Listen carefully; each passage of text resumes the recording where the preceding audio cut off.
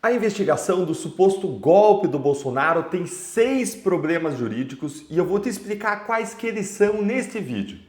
Você viu nessa semana que militares e antigos auxiliares do Bolsonaro foram presos por um suposto plano para assassinar Lula, Alckmin e Moraes. E você também viu que em seguida o Bolsonaro e outras 36 pessoas foram indiciadas por tentativa de golpe de Estado, abolição violenta do Estado Democrático de Direito e a organização criminosa. Várias questões devem estar passando aí pela sua cabeça. Teve crime ou não teve crime? Teve tentativa de golpe ou não teve? Tudo ficou nos atos preparatórios ou a execução dos crimes foi iniciada? Como inclusive já anteciparam ministros do Supremo, de modo absolutamente ilegal em comentários para a imprensa. É isso que hoje eu vou analisar aqui com vocês neste vídeo, em que eu vou te apresentar a minha opinião sobre esse caso e eu vou te mostrar quais são os 6 problemas jurídicos da investigação no Supremo contra o Bolsonaro por conta aí dessa tal trama golpista. Eu também escrevi sobre esses 6 problemas no meu artigo para a Gazeta do Povo, que foi publicado ontem, e inclusive passou o dia inteiro como artigo mais lido lá na Gazeta.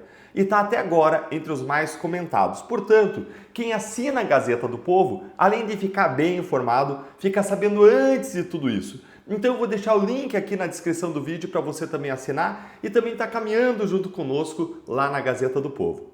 Agora fica aqui comigo para entender cada um desses 6 problemas. Curte o vídeo, se inscreve no canal e compartilhe o link desse vídeo nos seus grupos de WhatsApp para que mais pessoas possam compreender os vários problemas dessa investigação. Bora agora direto então para os 6 problemas centrais das investigações, com base nas informações que são públicas até esse momento, lembrando que até agora o relatório da Polícia Federal, que tem mais de 800 páginas, ainda está sob sigilo, menos, é claro, para a imprensa amiga, que evidentemente já recebeu o relatório e está ali vazando informação em informação em conta-gotas contra o Bolsonaro. Primeiro problema. Este é o problema que foi até agora mais exposto, e ele consiste no fato de que o ministro Alexandre de Moraes é vítima e por isso ele não é imparcial para julgar esse caso. É o problema mais óbvio, mais gritante, mais ululante de todos, e ainda assim o STF finge que não existe. Gente, o Moraes é apontado na investigação como uma das supostas vítimas do plano de sequestro e de homicídio. Na decisão, o Moraes cita ele mesmo pelo menos 44 vezes, o que mostra o quão absurda é essa situação e como que ele não tem a imparcialidade necessária para julgar esse caso. Dá uma olhadinha aqui nessa matéria que eu vou mostrar para você da Folha de São Paulo. Olha aí, gente. Moraes cita Moraes 44 vezes e acumula casos em que é tanto personagem como juiz. Ministro autorizou a operação da Polícia Federal que cita plano golpista para assassinar ele mesmo. Gente, é tão absurdo que nem a Folha de São Paulo, que é um jornal de esquerda, progressista, tancou isso. Há um abuso e uma ilegalidade claros aqui, já que ninguém pode ser juiz do seu próprio caso em uma democracia, que tem na base sua a defesa dos direitos fundamentais de todos. Ninguém pode ser ainda juiz do seu próprio caso também por uma questão de justiça. A atuação do Alexandre de Moraes nesse caso e em outros em que ele é também vítima viola simplesmente séculos e séculos de doutrina, de estudos, de ensinamentos jurídicos e de respeito à imparcialidade judicial. E o STF continua fazendo de conta que esse problema não existe. O que comprova mais uma vez que a vontade suprema se sobrepõe à lei no Brasil. Bora agora para o segundo problema. O STF não tem competência, porque não tem investigados aí com foro privilegiado. E esse problema que todo mundo, especialmente o Moraes, tá careca de saber. Nenhum dos investigados na operação contra-golpe tem foro privilegiado, o que, aliás, tem sido a regra na maioria dos procedimentos mais recentes em curso lá no Supremo, como o inquérito das fake news, das milícias digitais e os julgamentos dos réus do 8 de janeiro. Mas nesse segundo problema aqui que eu estou mostrando para você, tem uma pegadinha que eu vou explicar para vocês, que foi trazida, aliás, para alguém lá no site da Gazeta. E eu fiquei até surpreso quando eu abri lá os comentários ao meu artigo da Gazeta e alguém tinha comentado lá dizendo o seguinte, disse, Deltan, você está errado. No indiciamento de ontem da Polícia Federal, ela incluiu o Alexandre Ramagem, e ele é deputado federal e, portanto, tem alguém sim com foro privilegiado aí nessa investigação. Sim, o Alexandre Ramagem ele é deputado federal e ele tem foro privilegiado, mas tem um detalhe aqui importante, que é que na época dos fatos investigados, de 2021 a março de 2022, Ramagem nem era deputado, ele era diretor-geral da BIM e, portanto, ele não tinha foro e não tem foro privilegiado para esse caso que trata de fatos passados. E em 30 de março de 2022, ele saiu da BIM. Depois ele concorreu nas eleições para deputado federal e ganhou, mas ele só passou a ter foro privilegiado para esses fatos praticados a partir da diplomação dele, que foi feita em dezembro de 2022. E ele só tomou posse em fevereiro de 2023. Sem falar que os crimes investigados não têm relação alguma com o mandato de Ramagem, nem foram praticados em razão do mandato. Porque, como a gente viu, ele não tinha mandato e, portanto, o caso continua não tendo ninguém que tenha foro privilegiado. Um ponto importante. A definição do foro privilegiado acontece lá no momento da prática do fato. Se ele não tinha naquele momento, não é o fato dele ter se tornado deputado depois que tornaria aqueles fatos com foro privilegiado. Não, aqueles casos seguem na regra comum. Devem ser avaliados e julgados eventualmente por um juiz de primeira instância. Ou seja, não tem ninguém com foro privilegiado nesse caso. E a Constituição autoriza o STF a julgar processos criminais apenas quando tem ali réus com foro privilegiado. Então não existe qualquer previsão legal de que o STF possa julgar esse caso, ele não tem poderes para isso. Não existe ainda uma previsão de foro privilegiado por prerrogativa de vítima, como se você tendo um ministro do Supremo, automaticamente, ele como vítima do caso, automaticamente o caso deveria ser julgado pelo Supremo. Não existe essa história, nem na Constituição, nem nas leis. Não existe ainda autorização para que o STF julgue crimes contra o Estado democrático de direito de forma geral. Todos esses casos deveriam ser enviados para o juiz de primeira instância, mas o Moraes agarra-se a eles com uma voracidade insaciável. Para você entender, muito importante, o STF simplesmente não tem um poder legitimamente dado pela Constituição ou pela lei para atuar nesses casos. E essa situação também viola um outro princípio, que é o princípio do juízo natural. Não é só que não tem poder, também viola um juízo natural que é uma regra criada para que cada investigado, processado, seja julgado pelo juiz competente, o que também é uma garantia de imparcialidade das investigações, dos processos, dos julgamentos e é uma garantia de justiça.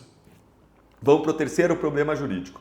O terceiro problema jurídico é que não existem fundamentos para a prisão preventiva dos militares que foi decretada, os tais lá dos kits pretos. Hoje, gente, o Código de Processo Penal exige o seguinte, eu vou mostrar aqui na tela para vocês, ó. Acompanhe aí comigo. O Código de Processo Penal exige o seguinte, a decisão que decretar a prisão preventiva deve ser motivada e fundamentada em receio de perigo e, preste atenção, em existência concreta de fatos novos ou fatos contemporâneos do momento presente que justifiquem a aplicação da medida adotada. Então veja que a exigência aqui da lei é clara, existe a necessidade de existir um perigo em cima de fatos novos, recentes, contemporâneos. Contudo, as prisões decretadas na operação não estão embasadas em fatos novos ou contemporâneos, não. Os supostos planos de assassinato lá de autoridades, eles seriam executados no dia 15 de dezembro de 2022, segundo o relatório da Polícia Federal, ou seja, há quase 2 anos. Aliás, tudo indica que os planos foram abandonados e nada indica que exista um perigo presente. Isso, por si só, revela que a prisão preventiva dos investigados foi ilegal. Nem advogados ditos garantistas da esquerda progressista foram convencidos por essa decisão de Moraes. Dá uma olhadinha aqui no que eu vou mostrar para você, ó. Caio Paiva colocando: elaborar um plano para matar alguém, inclusive altas autoridades, não é crime. O plano é um ato preparatório impunível. Se houve desistência antes do início dos atos executórios, isso dificulta a configuração do crime de associação criminosa. Os idealizadores do plano podem ser processados por crimes contra o Estado Democrático de Direito, considerando os atos de 8 de janeiro? Teoricamente sim, necessário, porém, a reunião de mais provas, não tem prova disso. O plano seria executado no fim de 2022, há quase 2 anos. Não existe contemporaneidade nem fato novo para decretar a prisão preventiva. A argumentação da PF, do PGR e do ministro Alexandre de Moraes nesse ponto não me convenceu. E aí o Flávio Gordon disse, nem esquerdista está comprando essa historinha. Se um juiz de primeira instância, gente, mandasse prender um alvo dessa notoriedade, generais 5 estrelas, sem observar a lei, a decisão não só seria reformada em segunda instância por meio de um habeas corpus, como o juiz seria pendurado pelo pescoço pela corregedoria do seu tribunal e pelo Conselho Nacional de Justiça. Vamos agora ao quarto problema. A lei não proíbe e nem pune atos preparatórios. Gente, a gente chegou aqui à parte mais importante dessa análise, sobre se teve ou não uma tentativa de golpe de Estado, se tem crime ou se não tem crime, se teve um ato preparatório ou se então houve atos de execução de crime. Então agora eu vou pedir a sua máxima atenção aqui para você compreender esse ponto. A lei penal brasileira, ela prevê que um crime se desenvolve em 2 momentos. Uma fase interna, essa fase interna tem 2 etapas, e uma fase externa, que também tem 2 etapas. Na fase interna, as etapas são a cogitação, em que o agente imagina o crime, cogita praticar o crime, e a fase da preparação, em que ele se prepara, ele reúne ali os instrumentos para praticar o crime. Por exemplo, ele organiza quais armas ou venenos que ele vai usar para neutralizar os alvos. Em seguida, vem as 2 fases que vão ser as fases da execução e da consumação. A execução quando ele começa a executar, realizar o crime, e consumação quando o crime se perfectibiliza. Em regra, o que é muito importante você entender? Em regra, as 2 primeiras fases, cogitação e preparação, são impuníveis, ou seja, não são crime, exceto nos casos em que a preparação é prevista na lei como um crime por si só, como um crime autônomo. Por exemplo, se a pessoa está preparando o crime comprando uma arma ilegal e portando lá na sua cinta uma arma ilegal, vai ter aí um crime de porte ilegal de arma de fogo. Mas não é uma tentativa de homicídio, nada disso. Então, a preparação e a cogitação são, em regra, impuníveis. Já na fase externa, da execução e da consumação, elas são puníveis. Na primeira fase, que é a fase de execução, o agente tenta consumar o crime e na segunda fase da consumação, ele alcança o resultado pretendido, de modo que, nesses 2 casos, aí, a pessoa é punida. As provas apresentadas pela própria Polícia Federal, pela Procuradoria-Geral da República e pelo ministro Alexandre de Moraes apontam que, em relação ao crime de tentativa de golpe de Estado, os suspeitos cogitaram e planejaram praticar os crimes. Contudo, não há atos executórios, que são os que são puníveis. A decisão ela cita, por exemplo, como atos preparatórios, a elaboração da chamada minuta do golpe, a divulgação de desinformação e de fake news para desacreditar o processo eleitoral e cita ainda reuniões ministeriais em que o plano foi discutido. Mas nada disso é punível pela nossa lei. Ainda que se cogitasse que em algum momento foi praticado algum ato de execução, não há dúvidas de que aconteceu o que se chama de desistência voluntária da prática do crime pelos envolvidos. A nossa lei penal cria uma figura que é chamada de desistência voluntária. E ela trata sim a desistência voluntária. Acompanha aí comigo que eu vou mostrar para você. Ó. O agente que voluntariamente desiste de prosseguir na execução ou impede que o resultado do crime se produza, só responde pelos atos já praticados. Essa é a regra que existe em relação à desistência voluntária. Então, se a pessoa está lá, preparando o crime e começa a executar, mas desiste e o resultado não acontece, ele impede que o resultado se produza, ele só vai responder pelos atos já praticados se algum deles for crime. Se não for crime, não vai responder por nada. Nesse caso da operação contra-golpe, os atos praticados pelos militares, eles não são por si sós crimes, não são. Assim, em princípio, se desistiu da trama golpista em algum momento, depois de ser cogitado, depois de ter preparado, depois talvez até de ter começado a execução, se houve uma desistência voluntária, mais uma vez, não há comportamento punível criminalmente. Além disso, mensagens juntadas na própria decisão indicam que o Bolsonaro não tinha autorizado o plano de assassinato e de golpe de Estado, o que é inclusive motivo de frustração e raiva entre as pessoas ali envolvidas no plano. Dá uma olhadinha aqui comigo na página 44 da decisão do Alexandre de Moraes. Olha aí o que consta aqui, ó. Vamos ler aqui esse trechinho aqui, ó, que eu vou destacar para vocês. Ó. Lê comigo aí, acompanha comigo. Na parte final do mês de dezembro de 2022, os áudios demonstram que Mário Fernandes estava frustrado com as Forças Armadas que estariam aguardando uma decisão política para atuar. Em dado momento de mensagem encaminhada para o coronel Reginaldo Vieira de Abreu, o general profere: "Cara, porra, O presidente tem que decidir e assinar essa merda aí. E aí ele xinga, reclama. Na mensagem subsequente, o Reginaldo Vieira de Abreu diz que de preto 5 não querem, 3 querem muito e outros na zona de conforto. É isso, infelizmente. Em sequência, lamento o fato de a decisão do golpe por parte do alto comando depender de uma atuação colegiada unânime. Olha isso aí, ó. Após essa troca de mensagens, os envolvidos eles abandonaram o plano de assassinato de golpe, o que caracteriza, portanto, aí uma desistência voluntária, que impede qualquer tipo de punição. Isso quem diz não sou eu, isso quem diz é a lei, são os estudiosos, é quem escreve sobre isso de forma unânime no direito penal. Você não pune ato de cogitação e ato preparatório em regra. Vamos lá agora para o quinto problema. E aqui no quinto a questão é: houve uma tentativa de abolição violenta do Estado Democrático de Direito? Os militares envolvidos no plano de sequestro e de assassinato teriam monitorado ali os passos do ministro Alexandre de Moraes, visando sequestrá-lo no dia 15 de dezembro de 2022 e posteriormente executá-lo.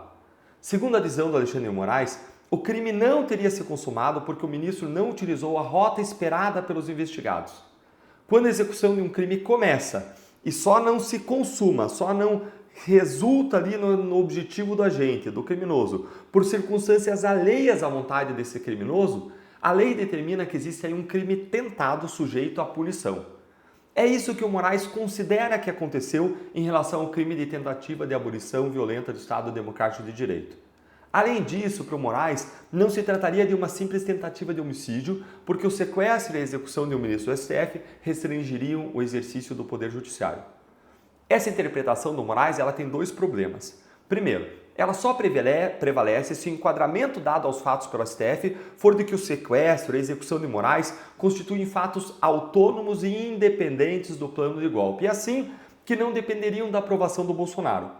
Isso porque, se o assassinato de Moraes fizesse parte do plano de golpe e dependesse da aprovação do Bolsonaro, a gente já sabe que a aprovação não veio, não aconteceu, e por isso os crimes não passaram da fase impunível da preparação. Quando muito, teve aí uma desistência voluntária que, como a gente viu, também não é punível. Por outro lado, caso se entenda que o assassinato de Moraes era um objetivo autônomo, separado, a possibilidade de punir os atos praticados depende, mais uma vez, de existirem atos executórios e não meramente preparatórios. Aqui é preciso aprofundar um pouquinho a discussão sobre o que distingue ato preparatório do ato executório, ou seja, em que momento que no caminho do iter criminis, do caminho do crime, você passa da fase da preparação para a fase de execução.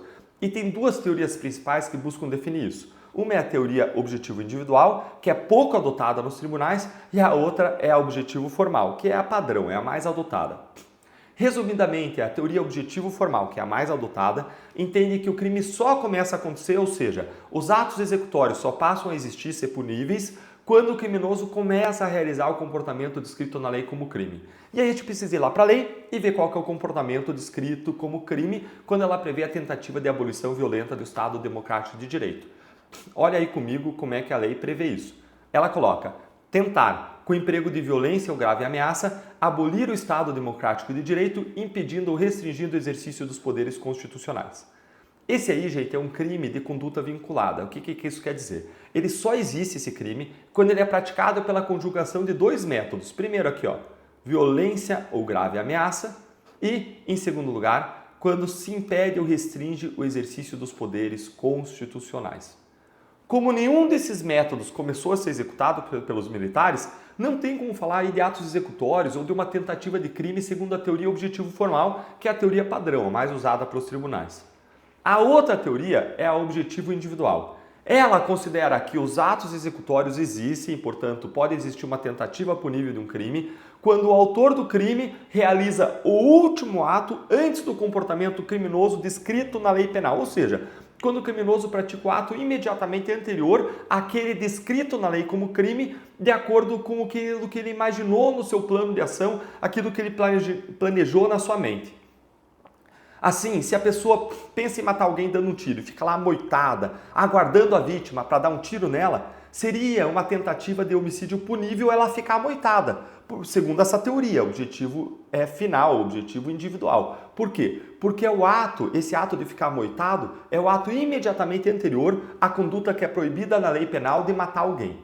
Por isso, Se o sequestro e a execução do Moraes foram considerados um plano independente e se for aplicada a teoria objetiva individual, a tentativa de abolição violenta do Estado Democrático de Direito poderia estar caracterizada, já que os militares fizeram todos os atos preparatórios possíveis, sendo frustrados apenas por razões alheias à sua vontade.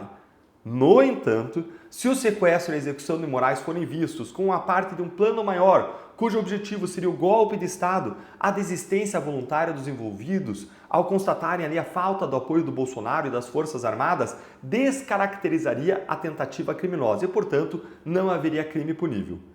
E ontem nós tivemos uma confirmação de que esse crime não aconteceu, de que não existe aí um ato punível, que houve desistência voluntária dos envolvidos, que abandonaram tudo justamente porque o Bolsonaro não autorizou nada.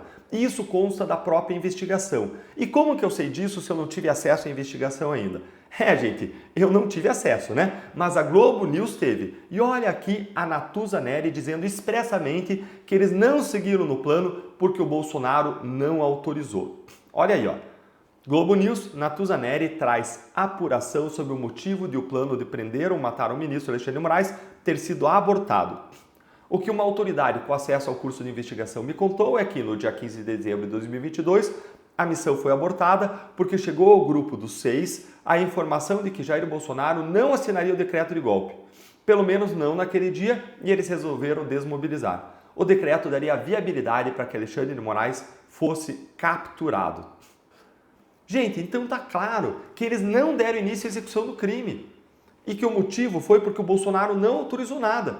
Então esse fato que a gente está abordando aqui no quinto ponto também não é punível. E isso não está no meu artigo lá da Gazeta do Povo, quem leu, porque essa informação que eu mostrei agora para vocês só saiu depois que eu publiquei o artigo, saiu ontem no curso do dia. Mas lá no meu artigo eu coloquei também um segundo problema que tinha, que eu trouxe aqui nesse quinto ponto. Eu adiantei para vocês que ia mostrar 2 problemas nesse quinto ponto, mas eu quero mostrar agora para vocês o segundo problema que eu mencionei lá no meu artigo, que parecia já uma forçação de barra. O que eles tentaram fazer? Eles tentaram enquadrar, o Alexandre de Moraes tentou enquadrar uma tentativa de homicídio isolada, se eles estavam tratando ali como algo dissociado do golpe de Estado, porque essa é a tese deles, né? Que seria algo dissociado do golpe de Estado. E se era algo dissociado do golpe de Estado, seria uma tentativa de homicídio isolada, mas aí eles estariam tratando isso como se fosse uma tentativa de abolição do Estado Democrático de Direito. Isso porque, se você dissociar o plano de emboscada do crime de golpe de Estado, é questionável, gente, que o homicídio de uma autoridade, por mais alta que seja, possa configurar um crime de abolição do Estado Democrático de Direito. Por quê, Deltan? Porque nenhuma autoridade é o Estado. E existe uma cadeia de sucessão do poder para que não exista vácuos. Então, como falar de abolição do Estado Democrático de Direito nesse caso? Não tem como. Agora você viu ainda nessa nossa discussão aqui do quinto ponto, como que aplicar a lei, um juiz aplicar a lei, envolve decisões, por exemplo, entre aplicar diferentes teorias. Ali eu citei a objetivo formal, a outra objetivo individual, e a questão final que se coloca é: pode um juiz que é vítima decidir qual é a teoria aplicável ou como enquadrar o fato em prejuízo do seu algoz? Alguém acredita que vai haver uma mínima chance de isenção para definir essas questões? É claro que não. Então, nesse quinto ponto, que é o ponto mais complexo, mais extenso, a gente viu 2 coisas basicamente. A gente viu que não tem como ter acontecido o crime de abolição violenta do Estado Democrático de Direito, porque houve uma desistência voluntária. Os agentes decidiram. Eu mostrei para vocês a Natuza Neri ali, colocando isso, cravando isso a partir das fontes dela da investigação. E a gente viu também como teve uma tentativa de força-barra, que se tentou colocar aquela tentativa ali de homicídio, essa não tentativa de homicídio, mas esse plano de homicídio, vamos colocar aqui o português claro, né, na linguagem correta, esse plano de homicídio, ele não avançou para ser executado, ele não avançou porque houve uma desistência voluntária, a gente viu isso, mas mais, a gente viu que tentaram enquadrar isso como se fosse uma abolição do Estado, que não se confunde uma autoridade com o Estado.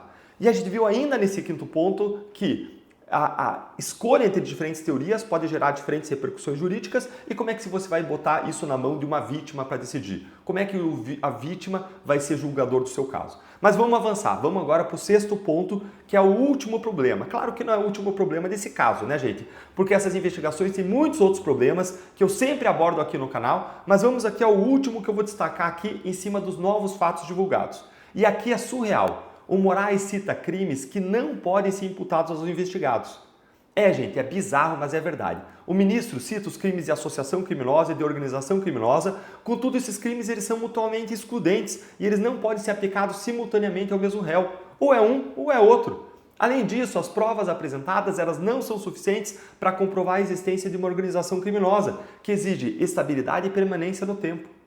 Apesar de haver aí uma clara divisão de tarefas e hierarquia entre os investigados, isso não é suficiente para configurar o crime de organização criminosa. Moraes ainda mencionou um outro crime nada a ver, o crime de peculato de uso, que é um comportamento que não é crime no Brasil, salvo quando praticado por prefeitos. Como não há prefeitos envolvidos aí nesse caso, essa imputação é absolutamente incabível. É até difícil de entender por que foi feito um enquadramento que não tem qualquer relação com o caso. Isso só reforça a leitura de que não haverá justiça para os suspeitos, mas sim a mão pesada e retaliatória do STF. E feita essa análise jurídica, eu tenho ainda duas coisas para falar para vocês. Primeiro, os fatos são fatos graves, são condenáveis e que merecem sim ser investigados criminalmente, mas não da forma como esse caso e outros semelhantes têm sido conduzidos no STF pelo ministro Alexandre de Moraes, em uma atuação marcada por autoritarismo, por abusos e por ignorar todas as teorias e doutrinas jurídicas aí pacificadas há décadas. O império da lei deve prevalecer, seja para punir quem eventualmente tenha praticado crimes, seja para garantir os direitos fundamentais e o devido processo legal, seja para garantir que quem não executa um crime, quem planeja e cogita, não seja punido, porque sempre foi assim, é assim a nossa lei. Eventuais planos de assassinatos, em quem quer que seja, devem ser duramente repudiados. Em nenhuma democracia do mundo é aceitável que conflitos políticos sejam resolvidos por meio da força ou da violência. Pelo contrário, a proteção aos direitos fundamentais, dentre eles a vida, está na base da democracia. Além disso, como cristão, eu acredito na santidade da vida. É o não matarás que está lá em Êxodo 20:13. E ainda acredito que nós devemos amar não só nossos amigos, mas também os nossos inimigos e orar por eles, mesmo que eles nos persigam, como Jesus disse lá em Mateus 5:44. Amar o próximo significa a gente ter comportamentos de respeito e consideração com as pessoas, ainda que os atos ou comportamentos dessas pessoas possam ser duramente criticados, como eu faço todo dia aqui no canal. A segunda coisa que eu queria dizer para vocês é a seguinte: de que vale toda essa análise jurídica que eu fiz? Tudo aponta para um julgamento político, vingativo, como aconteceu com o Daniel Silveira, como aconteceu com os réus 8 de janeiro e como aparentemente acontecerá com Bolsonaro. Basta ver que o ministro Alexandre de Moraes, relator do caso, apareceu na imprensa na semana passada tecendo comentários de teor político sobre as explosões em Brasília causadas lá pelo tio França, conectando o caso ao 8 de janeiro e aos inquéritos que investigam o Bolsonaro, mesmo sem ter provas dessa relação. Ele fez ainda proselitismo político em defesa da regulamentação das redes sociais e contra a anistia dos réus do 8 de janeiro. O ministro atua mais como político do que como juiz. Além disso, atuar no julgamento quando está impedido o suspeito por ser vítima de um crime caracteriza crime de responsabilidade. Mas o direito pouco importa. A vontade suprema está acima da lei. O ministro Gilmar Mendes, colega de Moraes no STF, também antecipou seu julgamento numa entrevista para a Globo News, afirmando que não se tratava de um plano de mera cogitação, mas de execução.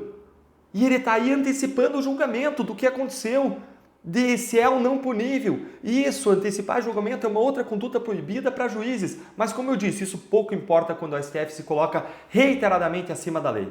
Para a corte, a lei é para os outros. Esse tipo de conduta reforça a percepção de que o STF já possui a condenação do Bolsonaro e dos demais réus ali, pronta, na gaveta, faltando apenas a formalização. Um julgamento conduzido nessas condições reflete mais uma ditadura do que uma democracia. No final, é o STF quem está destruindo a democracia, tudo sob o pretexto de protegê-la de ameaças que sequer se concretizaram. E se você gostou dessa análise, curte aqui o vídeo, se inscreve no canal e compartilhe esse link nos seus grupos de WhatsApp.